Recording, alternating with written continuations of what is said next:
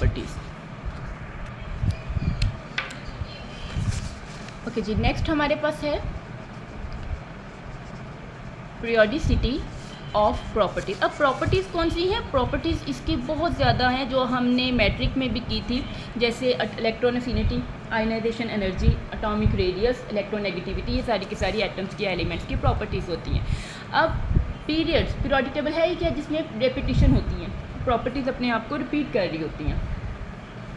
सो यहाँ पे भी हम इनकी रेपिटिशन या पीरियोडिसिटी के बारे में पढ़ने जा रहे हैं। हमारा जो इसका फर्स्ट टॉपिक है वो क्या है? Atomic radius.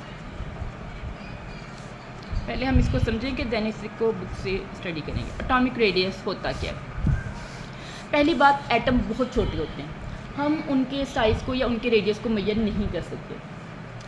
एटॉमिक रेडियस को अगर मैं आपको समझाऊं तो क्या होता है, जो उसका न्यूक्लियस है वहाँ से लेकर उसका जो आउटर मोस्ट शेल है, न्यूक्लियस से लेकर आउटर मोस्ट शेल तक का जितना भी डिस्टेंस है उसको हम क्या बोलते हैं? Atomic radius. अब क्योंकि एटॉमिक रेडियस बहुत ज़्यादा, एटॉमिक एटम बहुत छोटे होते हैं तो इसको हम एक्यूरेटली मेजर नहीं कर सकते।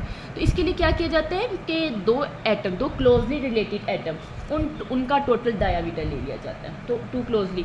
अब जैसे ये एक एटम है ना, तो इसके साथ ही ये दूसरा और यहाँ पे न्यूक्लियस, और ये हम, क्योंकि वो तो बहुत ज़्यादा छोटा हो जाएगा, तो हम इसकी साइंटिस्ट क्या करते हैं, इसको मेजर करते हैं। बहुत से तरीके होते हैं, उसके ज़रिए जी इसको मेजर कर लिया।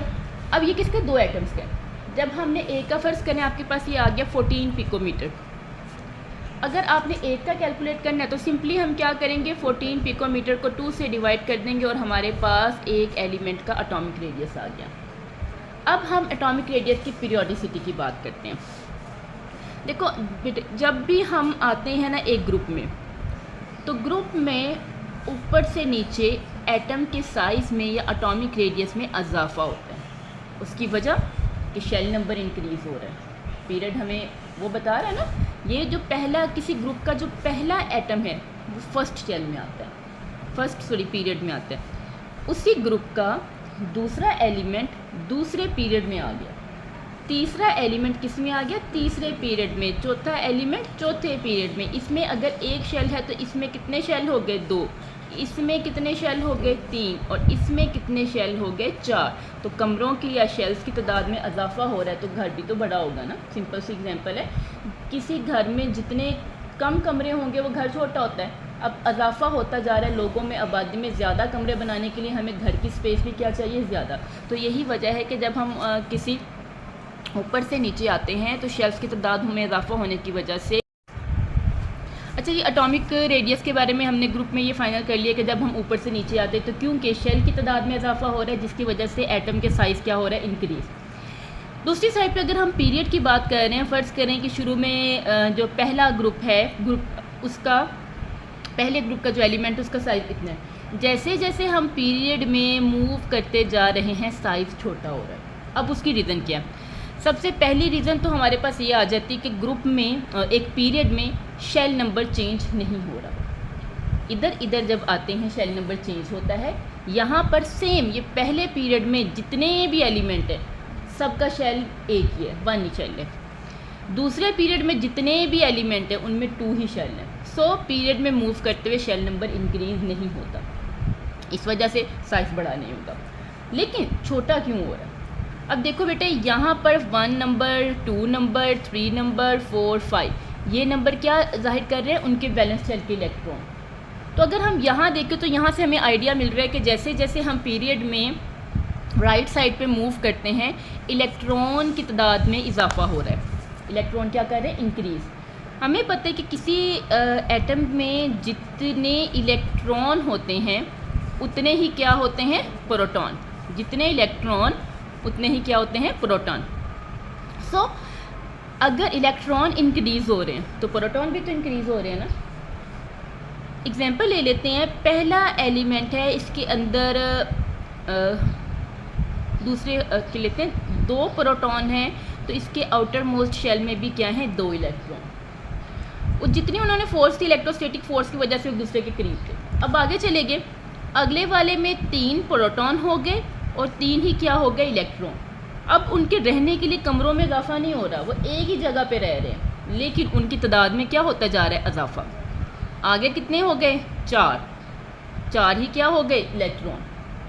अब तादाद में इजाफा हो रहा है लेकिन उनके रहने की जगह सेम वही है। अब एक दूसरे के वो करीब करीब होते जा रहे हैं क्योंकि इनकी इलेक्ट्रोस्टैटिक फोर्स में इजाफा हो रहा है। इलेक्ट्रॉन और प्रोटॉन की अट्रैक्शन क्या हो रही है, ज़्यादा।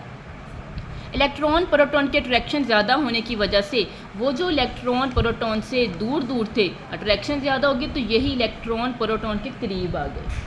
इन शॉर्ट इलेक्ट्रोस्टैटिक फोर्स ज़्यादा हो जाती है। इलेक्ट्रोस्टैटिक फोर्स ज़्यादा होने की वजह से जो न्यूक्लियस में मौजूद प्रोटॉन है वो वैलेंस शेल के इलेक्ट्रॉन को अपने से करीब खींच लेते हैं, जिसकी वजह से साइज़ क्या हो जाता है, छोटा। अब बुक की तरफ आ जाते हैं। सो ये तो हमने पढ़ लिया कि ये उसकी एटॉमिक रेडियस की डेफिनेशन ये आपने करनी है। नेक्स्ट हम इसके ट्रेंड्स बना लेते हैं। इसको आपने यहाँ पे हेडिंग भी ऐसे ही देनी है। सबसे पहले आपने हेडिंग देनी है इसके फैक्टर, एटॉमिक रेडियस पे कौन कौन से फैक्टर्स अफेक्ट करते हैं। आगे आपने इसकी नंबरिंग देनी। नंबर 1 शेल, जो हमने देखा कि जैसे जैसे हम ग्रुप में नीचे आने शेल की तादाद में इजाफा हो रहा है। नंबर 2 इफेक्टिव न्यूक्लियर चार्ज, जो हमने एक ही शेल में देखे, एक ही पीरियड में देखे हैं, यानी कि प्रोटॉन की तादाद में इजाफा हो रहा है, इसे हम क्या बोलते हैं, effective nuclear charge.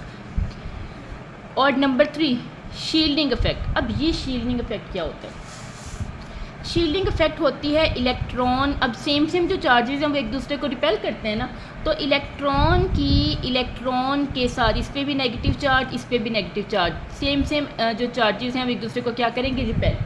Same charges के दरमियान जो रिपल्शन है उसको हम क्या कहते हैं, शील्डिंग इफेक्ट। अब यहाँ पर एक ही जगह पे सारे इलेक्ट्रॉन आते जा रहे हैं तो एक दूसरे को रिपेल भी तो करेंगे ना, तो ये जो रिपल्शन है इसको हमने क्या बोलना है, shielding effect of inner electron. ठीक है जी, ये 3 फैक्टर हैं। कितने हमारे पास फैक्टर हैं, 3। कौन कौन सा है factor, number of shell, effective nuclear charge and the third one is shielding effect. Next हम आ जाते हैं, आपने यहाँ पर इसकी हेडिंग बनानी है trends across a period from left to right. So left to right हमारे पास साइज़ छोटा हो रहा है, साइज़ छोटा होने की वजह effective, 2 reason, effective nuclear charge जो सा है वो क्या हो रहा है, ज़्यादा हो रहा है। ठीक है, जिसकी वजह से इलेक्ट्रॉन एक दूसरे के करीब करीब आ गए हैं। अच्छा, शील्डिंग इफेक्ट जो सा ना बेटे वो हमारे पास पीरियड में नहीं होगा, वो ग्रुप में होगा। शील्डिंग इफेक्ट के लिए ज़रूरी क्या होता है कि वो डिफरेंट शेल में इलेक्ट्रॉन हो। जैसे ये एक प्रोटॉन है ना, एक शेल ये हो गया, एक शेल ये हो गया, एक शेल ये हो गया। अब ऊपर से नीचे आने शेल ज़्यादा हो रहे हैं ना, तो इसके इलेक्ट्रॉन ये दोनों इलेक्ट्रॉन एक दूसरे को रिपेल करेंगे, ये भी क्या करेंगे, रिपेल करने की वजह से जो पहले इधर था, फर्ज करें एक शेल इधर था, इसने इसको रिपेल किया, इसने इसको रिपेल किया, जिसकी वजह से यहाँ चला गया, शेल साइज़ में क्या हो गया, इजाफा। शील्डिंग इफेक्ट साइज़ में इजाफा करता है।